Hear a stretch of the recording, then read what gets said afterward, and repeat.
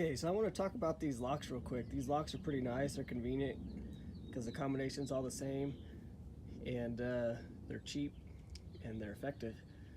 But sometimes they're kind of hard to get open. If you have a sticky lock, sometimes you have to put some WD-40 or some grease in there and then kind of work it around, and then that'll help it so it opens and closes easier.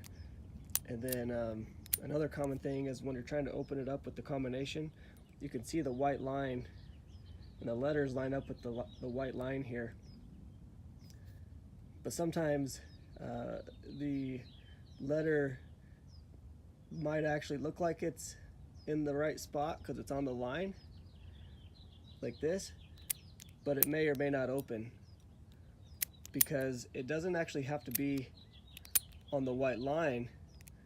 It needs to be in the notch, and you can feel the notch as you're moving it. You can hear it click. As it clicks, it goes into the notch. So right here, you can hear that click. Now it's in the notch. So now I can open it up. If it was just to the side of the notch, it won't open. So make sure they're all in the notch.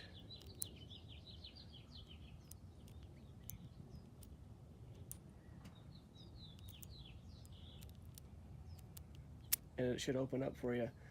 Okay, and then another thing that happens pretty commonly, and it's kind of a design flaw for these locks, is sometimes the customer will set the combination on accident. They don't know they're doing it. But as they go to put the lock on their gate, they have to do this motion with it. But by doing this, if you push this in like this, like that, then you can actually reset this combination to something else. So you can see now it's RLAY, and then if you put it in and lock it, now when you turn it to play, it won't open, and it's because the customer accidentally changed the combination. So you've got to figure out what the combination is.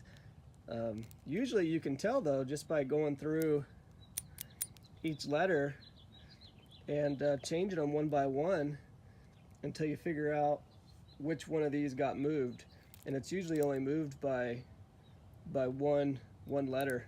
So you can tell, like right now I'll put it on play, it won't open up.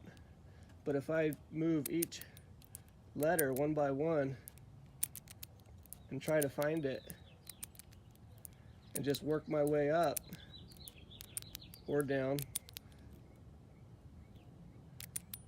Okay, so we know it's not this row. So let's go to this row here. Just keep going. Keep going, and for the sake of the video, I'm going to go ahead and just speed this process up. I'm not going to try every single letter because I already know where the problem is. It's on the top row.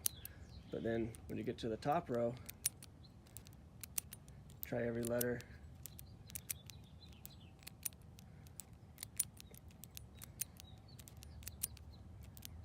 And eventually you'll find it. And it's usually only one letter off. So if you just line everything up with play and then just change one row, one letter at a time, leave all the others the same, you'll figure out which one got switched accidentally. So now once we figure it out, we can go ahead and reset it by pushing the shaft down, turning it back to play, turning it up, and then now we should be able to open it with play. Sometimes you'll have a customer that will reset maybe two of them. And then when you go down and try to figure out which one they switched, you can't figure it out because they actually messed two rows up.